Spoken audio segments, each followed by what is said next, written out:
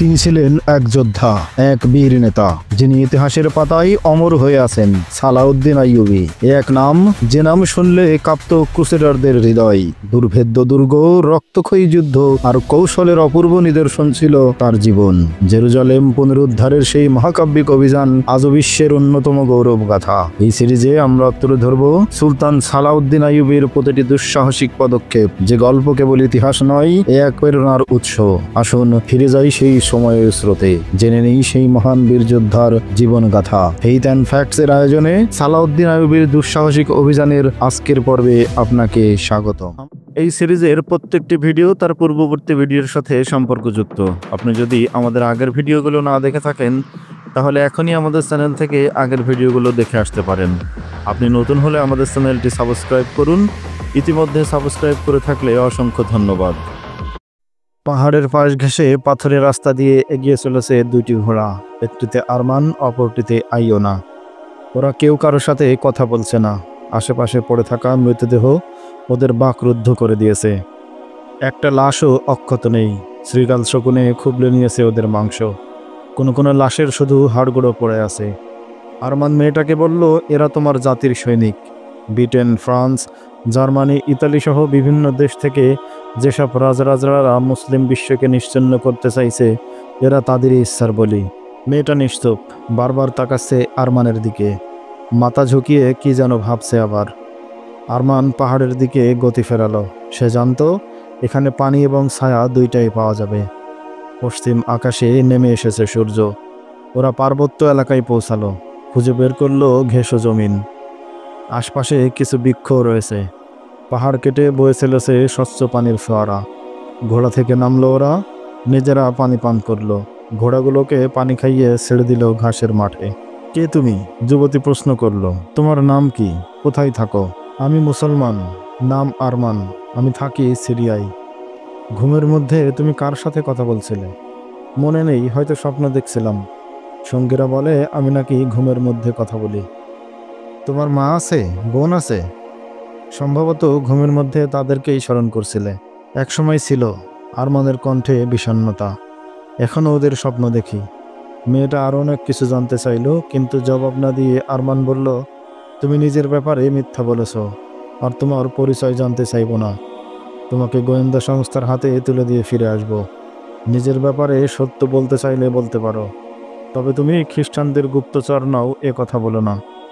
তুমি ঠিকই ধরেছ, আমি গোয়েন্দা, নাম আইয়োনা। তুমি কি কাজ করো তোমার পিতামাতা জানেন? আমাদের পিতামাতা নেই, কোনোদিন আমি ওদের চেহারা দেখিনি। গোয়েন্দা সংস্থা আমাদের মা, গোয়েন্দা প্রধান হরমুন আমার পিতা। মেয়েটা প্রসঙ্গ পাল্টে বলল, আমার সঙ্গী একটা মেয়ে একজন মুসলমান সৈন্যকে বাঁচানোর জন্য আত্মহত্যা করেছে। আমি তখন আশ্চর্য হয়েছিলাম। একজন খ্রিস্টান যুবতী এক মুসলমানের জন্য এত বড় ত্যাগ স্বীকার করতে পারে। এখন বুঝতে পারছি এমনটি হতে পারে। সেই মুসলমান সৈন্যটিও হয়তো তোমার মতো ডাকাতদের সাথে যুদ্ধ করে মেয়েটির জীবন রক্ষা করেছিল। আহত হওয়ায় মেয়েটা তাকে সুবাক নিয়ে এসেছিল। তোমার মতোই সে মেয়েটার রূপ যৌবনের প্রতি দৃষ্টিও দেয়নি, অথচ ও ছিল ভীষণ সুন্দরী। আমি ওর মতো তোমার জন্য যে কোনো ত্যাগ স্বীকার করতে পারি। আমি আমার দায়িত্ব পালন করেছি। আমরা কর্তৃপক্ষের নির্দেশ পালন করে থাকি। আমার কেন যেন বারবার মনে হচ্ছে আগেও তোমার কোথায় দেখেছি। হয়তো এ আমার আবেগপ্রবণ মনের কল্পনা, হয়তো বা সত্যি। দেখে থাকবে, তুমি মিশর গিয়েছো না? ওখানেই দেখেছো হয়তো। মিশর আমি গিয়েছি ঠিক, কিন্তু তোমাকে আমি মিশরে দেখিনি। মুচকি হেসে আইয়োনা বলল, আমার ব্যাপারে তোমার কি ধারণা? আমি কি সুন্দরী নই? তুমি সুন্দরী, অস্বীকার করি না। আরমানের কণ্ঠে গাঢ়তা। বুঝেছি কেন এ প্রশ্ন করছো। ভেবে আশ্চর্য হচ্ছ, তোমার খ্রিস্টান ভাইরা তোমার সাথে যে ব্যবহার করতে চেয়েছে, আমি কেন তা করিনি। এখন হয়তো মনে করছো আমি তোমার সাথে প্রতারণা করছি, সুবাক নিয়ে গিয়ে তোমায় নষ্ট করব। তোমার ইচ্ছার বিরুদ্ধে তোমায় বিয়ে করব অথবা বিক্রি করে দেব। তোমার এই আশঙ্কা অমূলক। নারী, সে নিজের ধর্মের হোক বা অন্য ধর্মের, আমি কাউকে খারাপ দৃষ্টিতে দেখতে অভ্যস্ত নই। আমার বয়স যখন 14, আমার এক বোনকে অপহরণ করা হয়েছিল। ওর বয়স ছিল 7 বছর। 16 বছর পেরিয়ে গেছে। ওকে অপহরণ করেছে খ্রিস্টানরা। জানি না বেঁচে আছে কি মরে গেছে। বেঁচে থাকলে হয়তো আছে কোনো আমিরের হারামে, হয়তো তোমার মতো গোয়েন্দাগিরি করে ফিরছে। এজন্য প্রতিটি মেয়েকেই আমার বোন মনে হয়। তাকে খারাপ চোখে দেখিনি, সে আমার বোনও তো হতে পারে। শুধু নিরাপত্তার জন্যই তোমার সুবাক নিয়ে যাচ্ছি। আমি জানি মরুভূমিতে ছেড়ে দিলে তোমার কি অবস্থা হবে। কারো হাতে পড়লে তোমার খ্রিস্টান ভাইরা যা করতে চেয়েছিল তাই হতো। আমাকে রূপের ফাঁদে জড়ানোর চেষ্টা করো না। সে অনুভূতির দিক দিয়ে আমি মৃত। খ্রিস্টানদের পেছনে ঘোড়া ছুটিয়ে ওদের রক্ত দিয়ে মরুর বালুকারাশি ভিজিয়েই আমি শুধু আনন্দ পাই। হতবাক দৃষ্টিতে ওর দিকে তাকিয়ে রইল আইলো না। চোখে মোদির আবেশ। তার সাথে তো এভাবে কেউ কথা বলেনি। ওকে অশ্লীলতা আর বেহায়াপনার ট্রেনিং দেওয়া হয়েছে।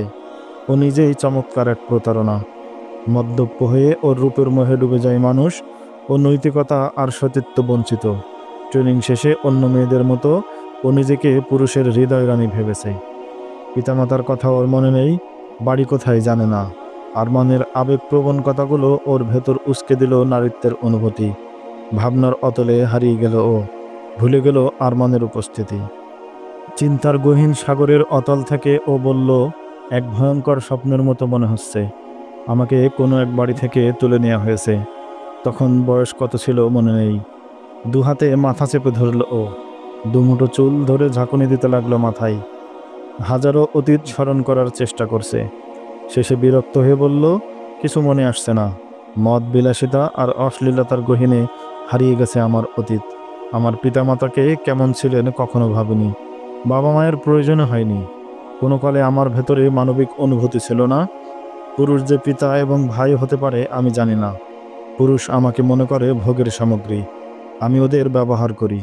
আমার রূপ যৌবন দিয়ে যাকে বশ করতে না পারি তার জন্য রয়েছে মদ এবং হাসিস। তুমি আমার ভেতর এমন অনুভূতি সৃষ্টি করেছ যা বাবা মা এবং ভাইয়ের স্নেহের পিয়াসী। ওর অস্থিরতা বেড়ে গেল। কথা বলতে লাগলো থেমে থেমে।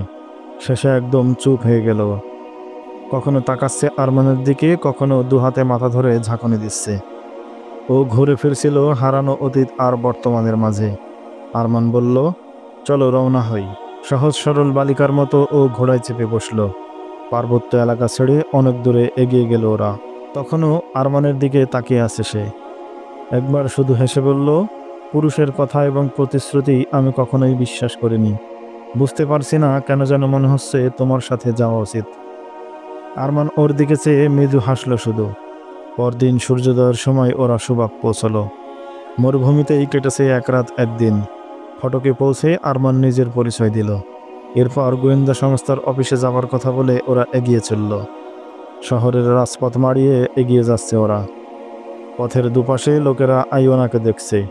চলতে চলতে হঠাৎ একটা বাড়ির সামনে থেমে গেল আরমান। বাড়ির ফটক বন্ধ। আইওনা প্রশ্ন করল, থামলে কেন? জবাব না দিয়ে দরজার কাছে এলো আরমান। ঘোড়ার পিঠে বসেই দু তিনবার কারাঘাত করল। একজন সম্ভ্রান্ত বৃদ্ধ দরজা খুললেন। এখানে কে থাকে? আরমান আরবি ভাষায় প্রশ্ন করল। কেউ না, একটা খ্রিস্টান পরিবার ছিল। আমাদের সেনাবাহিনী আসার পর সবাই পালিয়ে গেছে। এখন আপনি দখল করেছেন? ভড়কে গেল বৃদ্ধ। একজন সৈনিক তাকে জিজ্ঞেস করছে কেন এ বাড়ি দখল করেছেন। সুলতান ঘোষণা করেছেন কোনো মুসলমান যদি কোনো খ্রিস্টানকে কষ্ট দেয় কঠিন শাস্তি দেওয়া হবে। বৃদ্ধ বলল, এ বাড়ি আমি দখল করিনি, হেফাজত করার জন্য এসেছি। এখনই বন্ধ করে দেব। এ বাড়ির মালিক মুসলমান, এখনও বেঁচে আছেন। 15-16 বছর ছিলেন খ্রিস্টানদের বেগার ক্যাম্পে। সুলতান কি তাকে ক্যাম্প থেকে মুক্তি দেননি? সবাই মুক্ত, কিন্তু এখনও তিনি ক্যাম্পেই আছেন। অসুস্থ, দুর্বল। ওখানেই সুলতান ওদের জন্য ভালো খাবার এবং ওষুধপত্রের ব্যবস্থা করেছেন। ডাক্তার সবসময় দেখাশোনা করছেন। সুস্থ হলেই তাকে নিজের বাড়িতে পাঠিয়ে দেওয়া হবে। তা আপনি এখানে কেন? এখানে যারা আছে তাদের আত্মীয় স্বজন প্রতিদিন ওদের সাথে দেখা করে। এ বাড়ির মালিকও ক্যাম্পেই আছেন। একে তো বৃদ্ধ, তার উপর দীর্ঘদিনের যন্ত্রণায় বেচারা শুধু বেঁচে আছে। আমি প্রতিদিনই দেখতে যাই। আশা করি কিছুদিনের মধ্যেও সুস্থ হয়ে উঠবেন। বাড়িটা খালি হয়েছে, আমি তাকে বলে এসেছি। তার আত্মীয় স্বজনরা কোথায়? কেউ বেঁচে নেই। বৃদ্ধ হাত তুলে দেখিয়ে দিয়ে বলল, এখান থেকে 4টা বাড়ির পরের বাড়িটা আমার। এরা আমার প্রতিবেশী, আত্মীয় বলতে পারেন। ঘোড়া থেকে নেমে আরমান ভেতরে গিয়ে একটা কক্ষে ঢুকলো। আয়োনাও নেমে এলো ঘোড়া থেকে। আরমানের দিকে তাকালো, চোখ মুছছে। আয়োনা কান্নার কারণ জিজ্ঞেস করায় ও বলল, আমার শৈশবকে খুঁজছি। একদিন এ বাড়ি থেকেই পালিয়ে গিয়েছিলাম। এই আমাদের বাড়ি। সাথে সাথে ওর চোখ ফেটে বেরিয়ে এলো অশ্রুর বন্যা। ঘর থেকে বেরিয়ে ওরা আবার উঠানে এলো। বৃদ্ধ তখনও সেখানে ঠায় দাঁড়িয়ে। আরমান কান্না ভেড়া কণ্ঠে বৃদ্ধকে জিজ্ঞেস করলো, আত্মীয় স্বজন মরে গেছে, ওর কোনো ছেলে মেয়ে ছিল না? একটা মাত্র ছেলে বেঁচে ছিল, খ্রিস্টান ডাকাতদের হাত থেকে পালিয়ে উঠেছিল আমার বাড়িতে। আমি গোপনে তাকে সিরিয়া পাঠিয়ে দিয়েছিলাম। এখানে থাকলে সেও মারা যেত। আরমানের মনে পড়ল সে দুঃসহ রাতের কথা। পালিয়ে প্রতিবেশীর বাড়িতে উঠেছিল, এই সেই প্রতিবেশী। বৃদ্ধকে সে বলল না যে বালককে আপনি সুবাক থেকে গোপনে সিরিয়া পাঠিয়ে দিয়েছিলেন, সে বালক আপনার সামনে কথা বলছে। উদ্গত কান্না রোধ করা আরমানের জন্য কষ্টকর হয়ে পড়ল। কিন্তু ও কঠিন হৃদয় সৈনিক। বৃদ্ধকে বলল, আমি বাড়ির মালিকের সাথে দেখা করব, তার নামটা বলুন। বৃদ্ধ তাকে তার পিতার নাম বলল। এই নামটি তার হৃদয়ের মণিকোঠায় সযত্নে সংরক্ষিত আছে। ছেলেটার একটা বোন ছিল। বৃদ্ধ বললেন, ছোট। খ্রিস্টানরা ওকে অপহরণ করে নিয়ে গেছে, তার কারণেই এই বাড়ির সবাই নিহত হয়েছে। আইওনার দিকে ফিরল আরমান। পবিত্র ক্রুশের পূজারীদের কাহিনী তো নিজের কানেই শুনলে। আইওনা এর কোনো জবাব দিল না। ও ছাদের দিকে তাকাতে লাগলো। দরজার একটা পাল্লা বন্ধ করে কি যেন দেখল, কিছু আঁকিবুকি খোদাই করা। বসেও মনোযোগ দিয়ে দেখতে লাগলো। আরমান তাকিয়ে রইল ওর দিকে। আইওনা আঁকাগুলো তার হাত দিয়ে স্পর্শ করলো, তারপর উঠে দাঁড়ালো ধীরে ধীরে। হঠাৎ কি হলো, ত্রস্তব্যস্ত হয়ে ছুটে গেল অন্য কক্ষে। ওখানকার দরজার পাল্লায়ও কি যেন খুঁজছে। আরমান এগিয়ে প্রশ্ন করলো, কি দেখছো? মেয়েটা মৃদু হেসে বলল, তোমার মতো আমিও আমার শৈশব খুঁজছি। এটাই কি তোমাদের বাড়ি ছিল? তুমি কি এখান থেকেই পালিয়েছিলে? হ্যাঁ, এ বাড়ি থেকেই আমি পালিয়েছিলাম। আরমান ওকে শোনালো তার পানালোর কাহিনী। কিভাবে খ্রিস্টানরা এ বাড়িতে আক্রমণ করে কিভাবে এর মাতা এবং তার ভাইকে হত্যা করেছিল তাও বলল।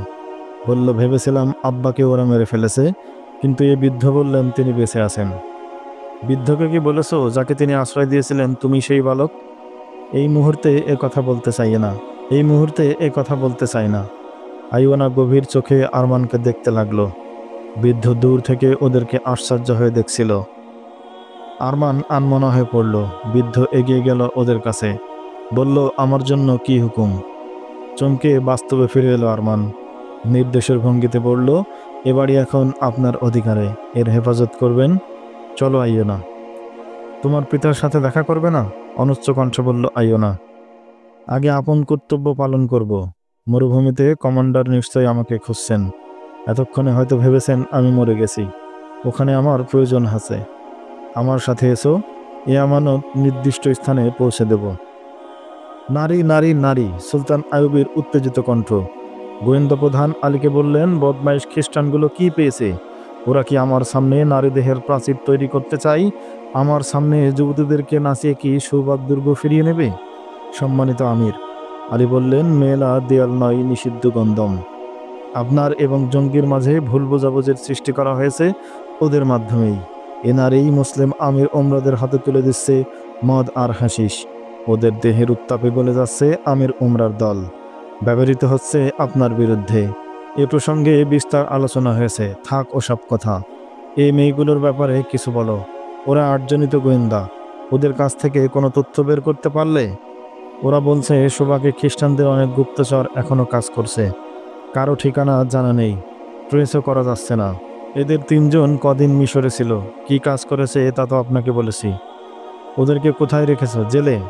না, আগের জায়গায় আছে, তবে পাহারার ব্যবস্থা করেছি। প্রহরী ভেতরে এসে স্যালুট দিয়ে বলল, আরমান নামের একজন কমান্ডার একজন খ্রিস্টান মেয়েকে সাথে নিয়ে এখানে এসেছে। মেয়েটাকে পেয়েছে ক্রাকের পথে, ও নাকি গুপ্তচর। দুজনকেই ভেতরে পাঠিয়ে দাও। আরমান এবং আইওনা ভেতরে ঢুকলো। সুলতান আরমানকে বললেন, মনে হয় দীর্ঘ পথ পাড়ি দিয়ে এসেছো।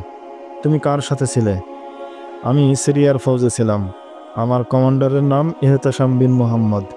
আমি কমান্ডো বাহিনী আল বারাকের কমান্ডার। আল বারাক এখন কি অবস্থায় আছে? প্রশ্ন করেই সুলতান আলীকে বললেন, আল বার্ক অর্থ বিদ্যুৎ। আসলে ওরা বিদ্যুৎ। আমরা যখন সুদানিদের আক্রমণ করেছিলাম তখন কমান্ডো হামলায় ছিল আল বারাক। ওরা তুলনাহীন। মাননীয় সেনাপতি, গ্রুপের সবাই আল্লাহর পথে জীবন উৎসর্গ করেছে। বেঁচে আছি শুধু আমি। তোমার কারণে তো এতগুলো জীবন নষ্ট হয়নি। মৃত্যু আর উৎসর্গের মধ্যে অনেক তফাৎ। না মাননীয় সেনাপতি, আল্লাহ সাক্ষী, আমরা প্রতিটি জীবনের বিনিময়ে অত্যন্ত 20 জনকে হত্যা করেছি। ওদের দলের দু একজন ক্লাব পৌঁছলেও আহত অবস্থায় পৌঁছেছে। খ্রিস্টানদের রক্তে ফিলিস্তিনের মাটি রঙিন হয়ে গেছে। আমাদের দ্বিতীয় দলটিও শত্রুর জন্য ছিল আতঙ্ক। খ্রিস্টানদের মধ্যে পরবর্তী যুদ্ধের জন্য প্রস্তুতি নেওয়ার ক্ষমতা নেই। আর তুমি?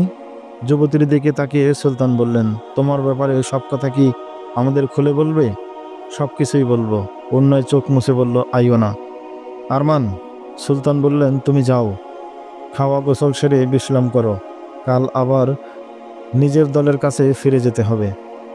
শত্রুর 2টি ঘোড়া এবং অস্ত্র নিয়ে এসেছি।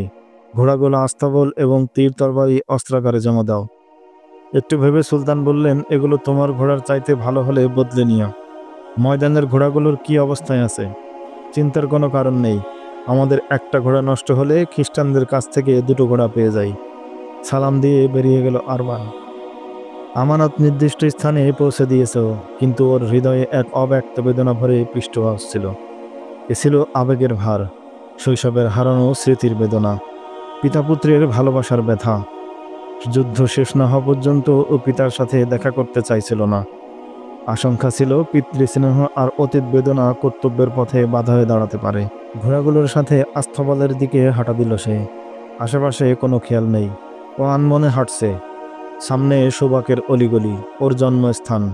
এখানে ওর শৈশব কেটেছে, দুরন্ত কৈশোর পেরিয়েছে। কিন্তু তাকে দেশছাড়া করা হয়েছিল। ওর উদাস চোখ দুটো বিষণ্ণ, ব্যথায় ছলছল করে উঠল। পথ ছাড়ো অশ্বারোহী, কারো ডাকে চমকে উঠল। ঘুরে পেছনে তাকালো, একদল ঘোড়া সওয়ার আসছে। ও দ্রুত রাস্তার পাশে সরে গেল। শেষ আরোহীটি অতিক্রম করার সময় ও বলল, বাইরে থেকে এসেছো? ময়দানের কি খবর? আল্লাহর রহমতে সব ভালো দোস্ত। প্রতিদিনই শত্রু নিঃশেষ হচ্ছে। সুবাকের জন্য কোনো বিপদ নেই। অশ্বারোহী দল সামনে চলে গেলে ডান দিকে মোড় নিল আরমান। আমি আপনার সামনে কিছুই লুকাইনি। সুলতান এবং আলীর সামনে বসেই আইওনা বলল। কোনো প্রশ্ন ছাড়াই ও শোনালো গোয়েন্দা বৃত্তির বিস্তারিত কাহিনী। নির্যাতনের পরও গোয়েন্দারা যা বলে না, ও বলল তার চেয়ে বেশি। সন্দেহে পড়ে গেলেন গোয়েন্দা প্রধান। আইওনা, আলী বললেন, আমিও তোমার বিষয়ে পারদর্শী। স্বীকার করি তুমি উঁচু স্তরের গোয়েন্দা। আমাদের নির্যাতন এবং জেল থেকে বাঁচার জন্য তোমার পদ্ধতি প্রশংসার যোগ্য। কিন্তু আমি তোমার প্রতারণার জালে পা দেব না। আপনার নাম কি? আলী বিন সুফিয়ান। হরমোনের কাছে আমার নাম শুনে থাকবে। আইওনা দাঁড়ালো। আলীর কাছে গিয়ে বসে পড়ল হাঁটু গেড়ে। আলীর ডান হাত তুলে নিল নিজ হাতে। চুমু খেয়ে বলল, আপনাকে জীবিত দেখে আমি ভীষণ খুশি হয়েছি। আপনার সম্পর্কে আমাদের অনেক কিছু বলা হয়েছে। হরমোন বলতো, আলী মরে গেলে যুদ্ধ ছাড়াই আমরা মুসলমানদের নিঃশেষ করে দিতে পারি। যুবতী আবার নিজের স্থানে গিয়ে বসল। কায়রোতে গিয়ে আপনাকে দেখার জন্য অনেক চেষ্টা করেছি, দেখা হয়নি। আমার সামনেই আপনাকে হত্যা করার পরিকল্পনা করা হয়েছিল। পরিকল্পনা বাস্তবায়িত হয়েছে কিনা জানার আর সুযোগ হয়নি, কারণ আমাকে তখনই সৌভাগ্য ডেকে আনা হয়েছিল। আমরা কিভাবে বিশ্বাস করব তুমি যা বলেছো সত্য বলেছো? আলী বললেন। আমাকে বিশ্বাস করছেন না কেন? আইওনার কণ্ঠে ঝাঁজ। কারণ তুমি খ্রিস্টান, বললেন সুলতান আইয়ুবী। আমি যদি বলি আমি খ্রিস্টান নই, মুসলমান, তাও হয়তো বিশ্বাস করবেন না। আমার কাছে এর কোনো প্রমাণ নেই। 16 বছর পূর্বে এ শহর থেকেই আমি অপহৃত হয়েছিলাম। এখানে এসে শুনেছি আমার পিতা ক্যাম্পে আছেন। আইওনা পিতার নাম উল্লেখ করে বলল, তার নামটাও এখানে এসে জেনেছি। আমি তো বলেছি আমানকে হত্যা করতে গিয়ে আমার হাত ওঠেনি। দিনে ওর চেহারা এবং চোখের দিকে তাকিয়েছিলাম। কেন যেন মনে হচ্ছিল ওকে আমি কোথায় যেন দেখেছি, কিন্তু মনে করতে পারছিলাম না।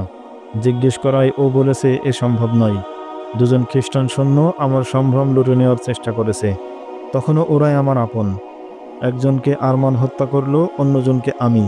ওকে মেরে আমার সম্ভ্রম রক্ষা করেছি এজন্য নয়, বরং খুশি হয়েছি আরমানের জীবন বাঁচাতে পেরেছি বলে।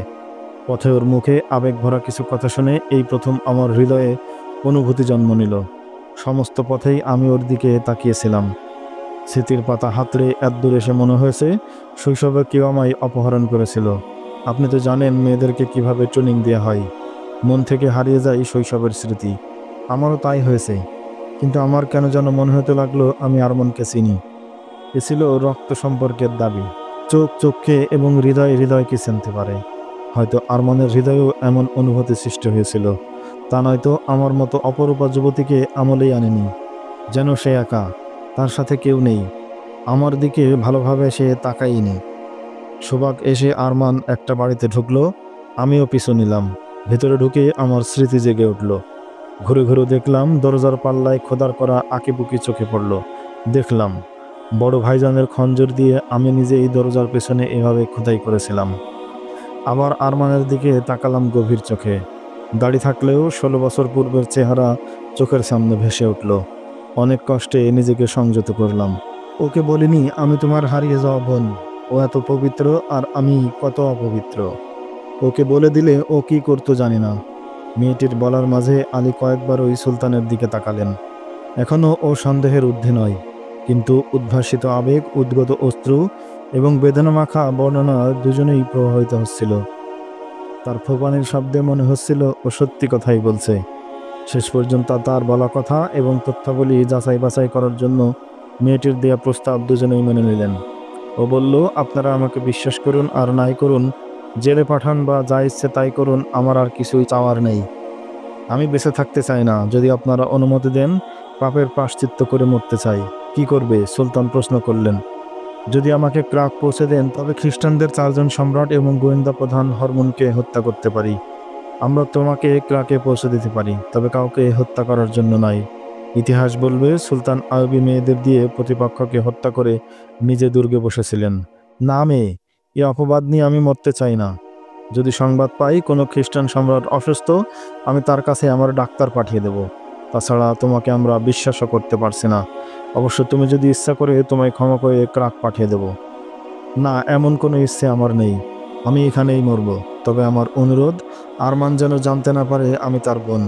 আমার পিতাবেগকে দেখতে যাব। তাকে বলবো না আমি তার মেয়ে। ফুপিয়ে ফুপিয়ে কাঁদতে থাকলো আইয়ুনা। আলী বিন সুফিয়ান ওকে প্রয়োজনীয় কয়েকটি প্রশ্ন করে সুলতানের দিকে তাকালেন। ওকে এখন কি করব? কিছুক্ষণ ভেবে সুলতান বললেন, ওর আরামায়েশের প্রতি লক্ষ্য রেখো। ভেবেচিন্তে সিদ্ধান্ত নেব। আলী ওকে সাথে নিয়ে গেলেন। অন্যান্য গোয়েন্দা মেয়েরা যেখানে থাকে তার একটা কক্ষ ওকে দিলেন। আইয়ুনা সেখানে থাকতে সরাসরি অস্বীকার করে বলল, এই কক্ষগুলোকে আমি ঘৃণা করি। যেখান থেকে আমি অপহৃত হয়েছিলাম সে বাড়িতে কি আমায় রাখা যায় না? না, আবেগের কারণে আমি নিয়মকানুন বদলে দিতে পারি না। প্রহরী এবং চাকর বাকরদেরকে প্রয়োজনীয় নির্দেশ দিয়ে ওকে রেখে ফিরে গেলেন আলী। সামরিক বিশ্রামাগারে গোসল শেষে শুয়ে পড়ল আরমান। দেহ ক্লান্ত, অবসন্ন। তবু ঘুম আসছিল না। হৃদয়ে চলছিল তোড়পাড় করা অন্তর্দ্বন্দ্ব। পিতার সাথে কি দেখা করবে? নিজের অজান্তেই উঠে দাঁড়ালো ও। কক্ষ থেকে বেরিয়ে ক্যাম্পের দিকে হাঁটা দিল। লোকের কাছে জিজ্ঞেস করে পিতার কাছে পৌঁছালো আরমান। কঙ্কালসার এক বৃদ্ধ শুয়ে আছেন বিছানায়। হাড় ছাড়া তার দেহ কিছুই নেই। বৃদ্ধের সাথে হাত মেলালো আরমান। বড় কষ্টে নিজেকে সংযত রাখল। নিজের পরিচয় না দিয়ে তার কিছুক্ষণ তার সাথে কথা বলল। 16 বছরের অমানসিক নির্যাতনের কারণে ভালো খাবার এবং ওষুধ কোনো ক্রিয়া করছে না। দুর্বল কণ্ঠে কথা বলছিল বৃদ্ধ। কিন্তু আরমানের মন ছুটে গিয়েছিল 16 বছর পূর্বে সেই হারানো অতীতে। পিতার চেহারা তো তার ভোলার নয়। কয়েকবারে ভাবলো পিতার কাছে নিজেই পরিচয় প্রকাশ করবে, কিন্তু এত বড় আনন্দ তার এই দুর্বল শরীর সইতে পারবে না ভেবে নিজের পরিচয় গোপন রাখলো। তাছাড়া পিতৃস্নেহে যুদ্ধের ময়দানে যাবার পথে বাধা সৃষ্টি করতে পারে। আবার পিতার সাথে কর্মর্দন করে ফিরে এলো। বিশ্রামাগারে এসে কেন্দ্রের নির্দেশ পেল। পরবর্তী নির্দেশ না পেয়ে জানত তাকে এখানেই থাকতে বলা হয়েছে। কেন, কি কাজে থাকতে পারে তা ভেবে আশ্চর্য হলো ও। নির্দেশ পাঠিয়েছেন গোয়েন্দা প্রধান। আইয়ুনার ব্যাপারে খোঁজ খবর নেওয়ার জন্য লোক পাঠিয়ে দিলেন তিনি। ক্যাম্পে তার পিতার কাছেও খোঁজ নেওয়া হলো। তিনি বললেন 16 বছর পূর্বে তার 7 বছরের একটি মেয়ে অপহৃত হয়েছে। খ্রিস্টানদের হাতে নিহত হয়েছে বড় ছেলে এবং স্ত্রী। ছোট ছেলে পালিয়ে গেছে। পরে শুনেছি সে সুবাক থেকে বেরিয়ে যেতে সক্ষম হয়েছে। নিশতি রাত আইয়ুনার ঘুম আসছিল না। সে বুঝতে পেরেছে আলী তাকে বিশ্বাস করতে পারেননি। এখন তার কি হবে? কিভাবে বিশ্বাস করাবে? তার বলা প্রতিটি কথাই সত্য। একই সাথে হৃদয়ে জ্বলছে প্রতিশোধের আগুন। আরমানের সাথে বাড়ি গিয়ে শৈশবের হারানো স্মৃতি মনের কোণে ভিড় জমিয়েছে। অপহরণের দিনটি তার স্বপ্নের মতো মনে পড়ল। অপহরণের পর তাকে ভালো খাবার দেওয়া হয়েছে, আদর যত্নের অভাব ছিল না। এরপর পাপের সমুদ্রে তাকে ডুবিয়ে দেওয়া হয়েছে। ওর ভেতরে প্রতিশোধের স্পৃহা দৃঢ় হতে লাগলো। শোয়ার পরও দু চোখের পাতা এক করতে পারেনি। পিতার সাথে দেখা করার ইচ্ছে হচ্ছে, কিন্তু কক্ষ থেকে বাইরে যাওয়ার অনুমতি নেই। মাথার উপর দাঁড়িয়ে আছে 2 জন সেন্ট্রি। ও বিছানা থেকে উঠল। দরজা খুলে উকি দিল বাইরে। প্রহরী দুজনকে দূরে দেখা যাচ্ছে, কথা বলছে ওরা। মাথা নিচ করে ওদের দিকে তাকিয়ে রইল আইয়ুনা। আরো দূরে সরে গেল প্রহরী। ও আলতো পায়ে কক্ষ থেকে বেরিয়ে এলো, প্রাচীরের গা ঘেঁষে এগিয়ে চলল। বড় গেট পর্যন্ত স্থানটি ঘাসে ছাওয়া। ও বসে নিঃশব্দে বিড়ালের মতো হেঁটে ফটকে পৌঁছালো। প্রহরী এদিকে আসেনি, বেরিয়ে গেল ও। হাঁটা দিল ক্যাম্পের দিকে। এখন আর কোনো প্রহরীর ভয় নেই। পিতার চেহারা ওর মনে নেই। এখানে এসে শুধু নাম শুনেছে। ও দ্রুত হাঁটতে লাগলো। কারো পদশব্দ শুনে পেছনে তাকালো, কেউ নেই। আবারও হাঁটতে লাগলো ও। আবারও কারো পদশব্দ শুনেও দাঁড়িয়ে পড়ল। আচম্বিত ওর মুখ কালো কাপড় দিয়ে পেঁচিয়ে ধরল কেউ। শক্ত সমর্থ দুটি বাহু তুলে নিল ওকে। হাত পা ছড়িয়ে নিজেকে ছাড়ানোর চেষ্টা করে ব্যর্থ হলো আইয়ুনা। নীরব রাতের শুনশান সড়ক ধরে এগিয়ে চলল অপহরণকারীরা। কারা অপহরণ করলো আইয়ুনাকে? খ্রিস্টান গোয়েন্দারা, নাকি মুসলিম কোনো সৈন্য, নাকি কোনো ডাকাত? জানতে হলে অপেক্ষা করুন আমাদের পরবর্তী ভিডিওর জন্য। দেখা হবে নতুন ভিডিওতে। সে পর্যন্ত সকলে ভালো থাকবেন। আল্লাহ হাফেজ। আসসালামু আলাইকুম আ রহমতুল্লাহ।